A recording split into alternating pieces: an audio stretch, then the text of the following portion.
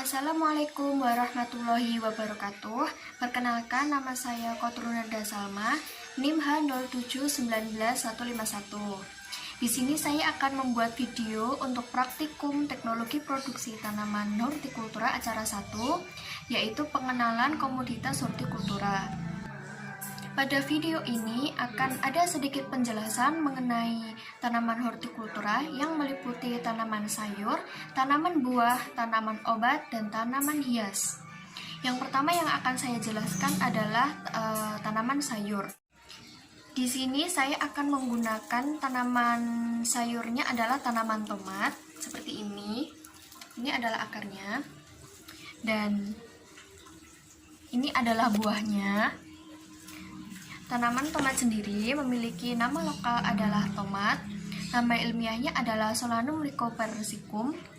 Kemudian fungsinya adalah dimanfaatkan sebagai tanaman pangan, kategori tanaman sayur, dan merupakan tanaman musiman. Cara dalam pemanfaatannya adalah dimanfaatkan buahnya sebagai sayur dalam masakan. Kemudian umur tanaman kurang lebih 4 bulan. Cara berbanyakannya adalah dengan biji dan juga dengan stek. Menurut Zahara 2018, khusus untuk tanaman tomat, belum banyak petani yang mengetahui dan mengenal perbanyakan dengan cara stek, khususnya dengan stek batang. Sebagian besar petani masih menggunakan biji sebagai penghasil bibit. Karena itu, melalui penyediaan bibit tomat dengan teknik penyetekan diharapkan dapat membantu kendala tersebut. Perbanyakan dengan menggunakan stek menghasilkan tanaman yang bersifat serupa dengan induknya, dengan kualitas tanaman tidak menurun karena dihasilkan secara vegetatif. Tanaman tomat yang diperbanyak dengan stek berproduksi setara dengan tanaman asal biji, kemudian berbunga pertama kali lebih cepat serta memiliki berat kering akar, tajuk, dan total yang lebih tinggi. Kemudian selanjutnya adalah tanaman jahe. Seperti ini tanamannya. Ini jahenya, kemudian ini daunnya. Jahe sendiri memiliki nama lokal jahe. Nama ilmiahnya adalah Zingiber officinale. Kemudian fungsinya untuk kesehatan, merupakan kategori tanaman obat. Kemudian merupakan tanaman tahunan. Cara dalam pemanfaatannya yaitu digunakan rimpangnya sebagai rempah-rempah. Umur tanaman sekitar 8 hingga 12 bulan. Kemudian cara perbanyakannya adalah dengan cara vegetatif, yaitu dengan rimpangnya. Menurut Widaryanto dan Aziza 2018 menyatakan bahwa jahe mudah diperbanyak secara vegetatif dengan memakai potongan-potongan rimpangnya. Selanjutnya adalah tanaman buah. Saya di sini menggunakan tanaman pepaya. Pepaya sendiri memiliki nama lokal pepaya.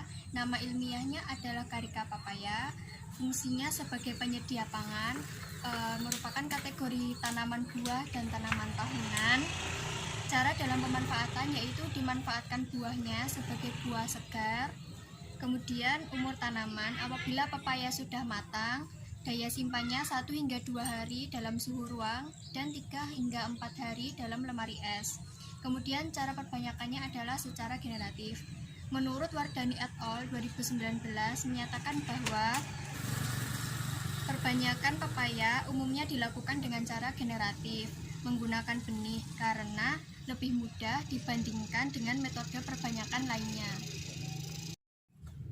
Kemudian yang terakhir adalah tanaman hias. Saya di sini menggunakan tanaman lidah mertua yang mempunyai nama lokal lidah mertua. Nama ilmiahnya adalah Sansevieria trifasciata yang mempunyai fungsi ekonomi karena mempunyai nilai jual dan juga estetika. Merupakan kategori tanaman hias dan tanaman tahunan.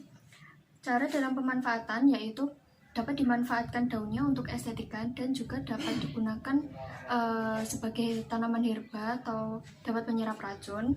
Kemudian umur tanaman perennial atau tahunan, cara perbanyakannya secara vegetatif yaitu dengan stek.